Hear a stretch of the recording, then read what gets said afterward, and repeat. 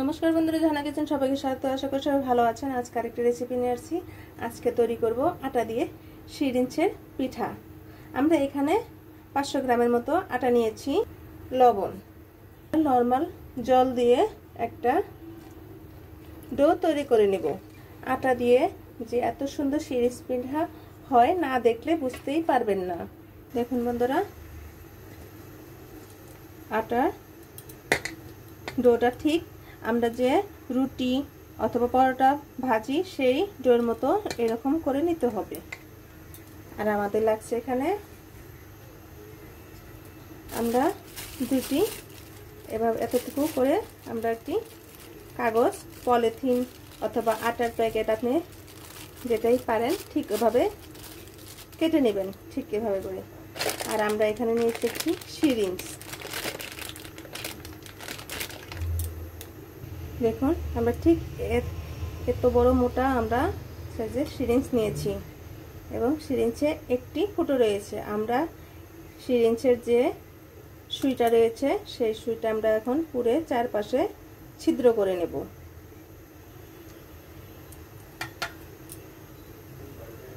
আমরা পুরে চারপাশে ছিদ্র করে নেব এভাবে। দেখুন বন্ধুরা, আমরা এভাবে কতগুলো ফুটো করে নিয়েছি,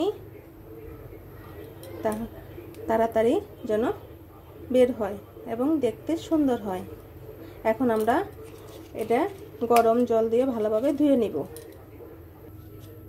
এখন আমরা ভালোভাবে ধুয়ে নিয়েছি। এখন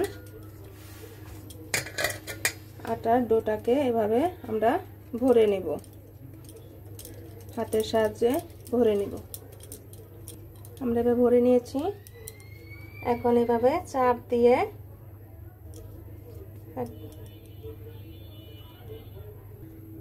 এভাবে আমরা দিয়ে দিব।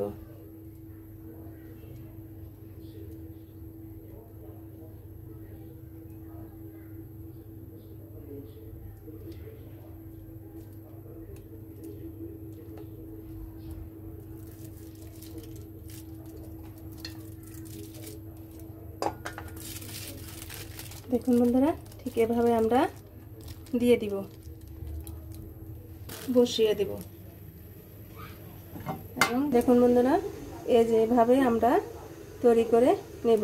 বাকি সব কটি এভাবে তৈরি করে নেব। তারপর আমরা রোদ্রে শুকিয়ে দিয়ে তেলে ভেজে নেব।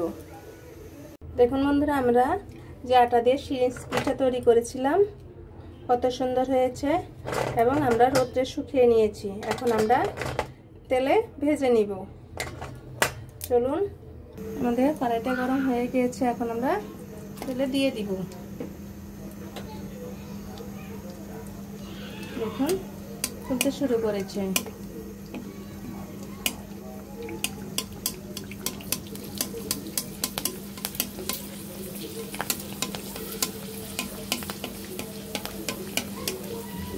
এইভাবে চামচ দিয়ে নেবেন। আমাদের শিরিঞ্চ পিঠাটি হয়ে গিয়েছে। এখন আমি নিয়ে নিব। তাহলে আমরা বাকি সবকটি ভেজে নেব এবং মুচমুচে খেতে অনেক টেস্টি হয়। দেখুন বন্ধুরা, শিরিঞ্চ পিঠাটি কত সুন্দর দেখাচ্ছে এবং অনেক মুচমুচে হয়েছে এবং খেতে অনেক টেস্ট হয়েছে। ভিডিওটা দেখার জন্য ধন্যবাদ। Thank you.